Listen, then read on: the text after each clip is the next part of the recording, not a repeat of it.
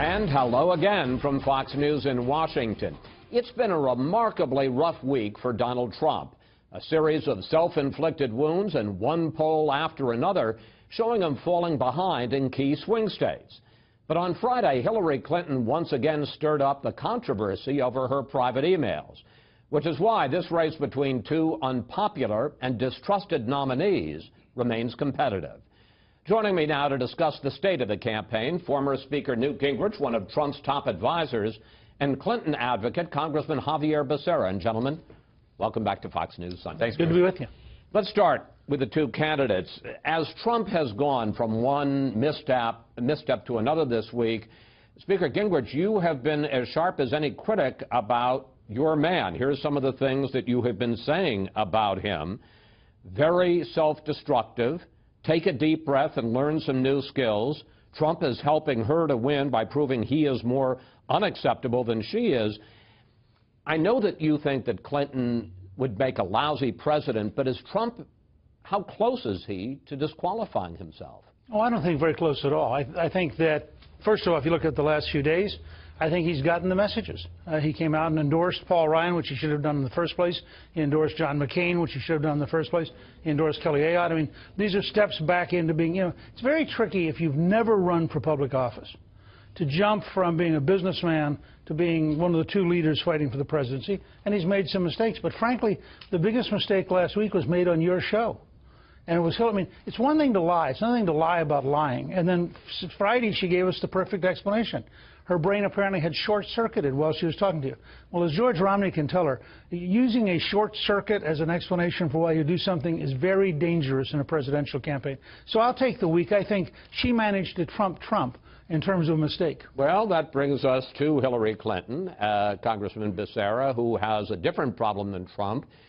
Honesty. Last week I asked her about the fact that FBI Director Comey said that what she had been telling for the American people for a year about her private emails was untrue, was false. Here's how she responded in that interview. Director Comey said that my answers were truthful and what I've said is consistent with what I have told the American people. And after independent fact-checkers came down on her, here's how Clinton responded to that question on Friday. I may have short-circuited it, and for that I, will try to clarify, because I think, Chris Wallace and I were probably talking past each other. But Congressman Becerra, she didn't short-circuit, and we didn't talk past each other. The problem was that Clinton misrepresented what James Comey told the American people. Chris, what Director Comey told the American people was that after a thorough investigation by the FBI, that of the more than 30,000 emails that Hillary Clinton had provided for this investigation, that there was no wrongdoing.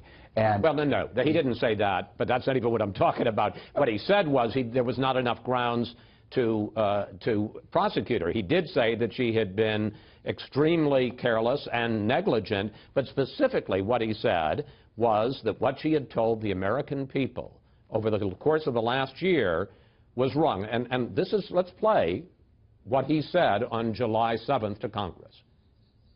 Secretary Clinton said there was nothing marked classified on her emails, either sent or received. Was that true? That's not true. Secretary Clinton said I did not email any classified material to anyone on my email. There is no classified material. Was that true? There was classified material emailed. Congressman Comey directly contradicted what Clinton has been telling the American people for a year. But Chris, what you don't also show is that Director Comey said that she had no knowledge of some of those so-called classified emails because they were either not marked or they were not classified at the time or they were incorrectly marked. And so he did come out and say, you don't show that, but he did come out and say that she did not know. They were marked, and more importantly, he said that there was classified material that she had emailed. But she did not know it. Otherwise, if there had been the intention to send classified emails, then the FBI would have pursued this much further. And so I think you're trying to make more out of this than what there is. But the FBI investigated this. She didn't say, I didn't intend to send classified material. No, she said that isn't what she told the American people. She said there was no classified material. She has made it very clear that looking back at this, she would have done it differently, that she did make some mistakes, but that she never intended to send classified information over over emails, and the FBI investigation confirms that. And so while we may want to make more of it, the fact is the FBI has said we should move on and get to real important matters of the country. But I think you're missing the genius of her Friday comment. Now you can say, did you lie to that mother at Benghazi? She can say, no, it was a short circuit. You can say, did you forget the 76 secret meetings in the Secretary of State's office? No, it was a short circuit. She now has a fundamental way of saying to people, it wasn't that I lied to you, I just didn't quite remember whatever it was I was going to say. What's interesting is after 30,000 emails having been disclosed, what we don't yet know is one tax return from Donald Trump. We don't yet know how his wife gained her immigration status because he won't reveal that as well. That is not true. And it's time for Donald Trump to start providing at least one iota of information on his tax return, which he's never agreed to do. Okay. First of all, we know that his wife had a green card before she met him. She came here legally. She came here legally. How did she get the green card? She came here legally. How did she get the green card? She applied for a green card. She didn't know Donald Trump. Under what circumstances? Because she had been here before she applied for the green card. And then she came in and decided she wanted to stay and work. Yeah. This is the only immigrant in America you're worried about. No, I think it's amazing that the one person you decide to pick on happens to be the wife of Donald Trump. Interesting that the immigrant basher is unwilling to explain how his wife, an immigrant, gained her status. He's not an immigrant basher. His mother was a legal immigrant. His wife is a legal immigrant. He employs legal immigrants. He just likes his immigrants to be legal. Look, it's great for Mrs. Trump to have her status and her citizenship. I have no problems with that. I'm the son of immigrants. But what does concern me is when some guy goes out and bashes immigrants, not only undocumented, but legal immigrants, and won't explain how his wife gained her legal status. It's important to know. I think we have made the point. Let's turn to the economy, kind of a big issue. Here is what Trump says about his plan. We're going to cut our taxes for the middle class. We're going to cut our taxes for business. We're going to have massive dollars pouring into this country, and we're going to create jobs like we've never seen before.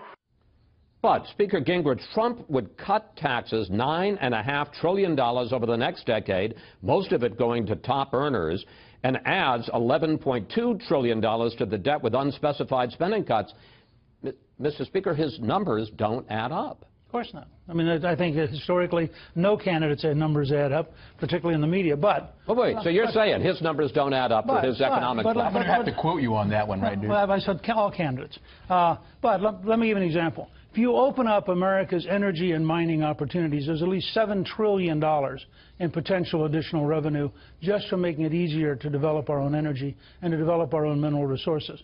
There are a number of steps you can take to dramatically accelerate the economy. If you dramatically shrink the 600 new regulations Obama has imposed, you have an explosion of small business getting created.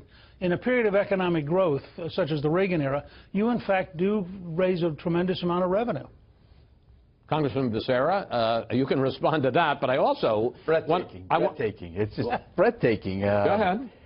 The plan that you just outlined, which sends money mostly to folks at the top, has been scored to probably lose about 3.5 million jobs by Senator McCain's former economist. It is also very clear that in increasing debt, Donald Trump really meant that he was the, quote, king of debt. And this is a guy who thinks, and his quote was, wages are too high. The problem in our economy isn't that wages are too high, because we've seen a lot of jobs created, some 15 million jobs created in the last 6 years or so. Well, the problem has been that Americans haven't seen their wages go up, and so salaries need to go up. President Obama's been the president for the last 8 years. You make it sound like, you know, somebody else has been in charge. The jobs are good. What's not good is that we have to see Americans' wages go up some, and that's what we have to work on. Listen, but the jobs aren't good. The jobs aren't good. The jobs aren't good. You're not getting manufacturing back. What you're getting back are bartender jobs and service jobs. Who outsources jobs, right? All right, let me ask you about Clinton's numbers, because in fact they do add up. Let's put them on the screen. She would raise taxes, $1.2 trillion. Raise taxes, $1 trillion over 10 years, most of that on the rich, and even with big new spending programs, adds only $250 billion to the debt. But as I discussed with Clinton last week, what it is basically is more of the Obama plan. Here's that discussion. You're offering more government programs, more spending, more entitlements, more taxes, more tax penalties and credits. Well, but let's unpack that. What I'm offering is the biggest job creation program since World War II, and I hope to be able. But it's infrastructure. That's what Obama did.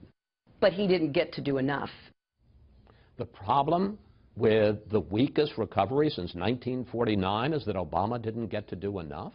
We didn't invest in our roads and our bridges and our schools the way we should have. And we had $1 trillion stimulus plan. And only a small portion of that went to infrastructure, to investments in our roads, our bridges, our classrooms. What she's saying is, you want to put, my dad was in construction. Construction was one of the hardest hit industries in the 2008 recession. You put construction workers to work, you're putting restaurants to work because somebody has to go get lunch. And you're doing a lot more to ripple that in the economy. Just briefly. But yeah, notice what he just said, though. We had a chance. We had $900 billion. We blew it. But now trust Secretary Clinton, 50 million jobs isn't blowing it. Well, but a lot of them are not very good jobs, and a lot of Americans are working part-time. Only in the world of Grinch and Republicans would create 50 million jobs after George Bush left us with an economy hemorrhaging 800,000 jobs a month. You campaign on things that are good enough. We'll campaign on things can get better. We'll see who wins the general election. Okay, we've got a little bit of time left. I want to get into an important issue, and that, of course, is ISIS, the external threat. Here's what Clinton and Trump are saying about each other. It was Hillary Clinton that she should get an award from them as the founder of ISIS. There is no doubt in my mind that Donald Trump is unqualified to be president and unfit to be commander-in-chief. Congressman Becerra, and we are running out of time. Briefly, what is Clinton's plan? Because I have to say, I don't understand either of their plans. What is Clinton's plan to destroy ISIS, and why is it better than Trump's? Just as she was there to greenlight the raid on Osama bin Laden, just as she was there to assemble. Well, she didn't greenlight it, President Obama did. But she was there to give advice to greenlight that. She was the one that assembled the coalition that helped stop the nuclear buildup in Iran. What's her plan to stop ISIS? She's made it very clear. You get tough on them at the source. You make sure we're doing everything we can to protect the homeland. What you don't do, different than what we've already What you don't do is you don't call for torture to be used by the U.S. military. You don't cozy up to people like Putin and Saddam Hussein. You don't go out there and say, hey, why haven't we been using nuclear weapons, the way Donald Trump apparently has said. You do things that show stability and create the partnerships that you need. You don't go out there and show that you're unfit to be president the way Donald Trump has. So 15 years after 9/11, we're not winning. We're not winning in Afghanistan. We're not winning in Iraq. We're not winning in Syria. We're not winning in Libya. We're not winning in Yemen. We're not winning in some others. What a knock on! That's a knock on our troops. No, it's a knock. It's a knock on two administrations. That's a knock on our troops. No, it's a knock on. Well, it's just that our troops will tell you they're not winning. You think going in again and again? Troops haven't done enough. Wait a second. He attacks a Gold Star family. What's going on with that? Look. First of all, he also defends a lot of Gold Star families, and the fact is... He sure attacked the Khan family really tough, and he went after her mother. And Mr. Khan attacked him pretty tough, too. So politics is a tough business. Whoa. But... You should get out of the kitchen if he can't take the heat. For both of them. The fact is... Hillary's got to run on the grounds that disrupting Libya, disrupting Syria, failing with Russia, failing in Iraq, failing in Afghanistan is a terrific strategy, and she will do more of the same failure, including, by the way, paying $400 billion in cash, which the president assures us was not, in fact, in any way a ransom. $400 million, and we're going to be talking about that, which is a good way to get you two off the stage. Speaker Gingrich, Congressman Becerra, thank you both. I hope when they have the big debate, the nominees do as well as the two of you did. Thank you for your time today. Take care.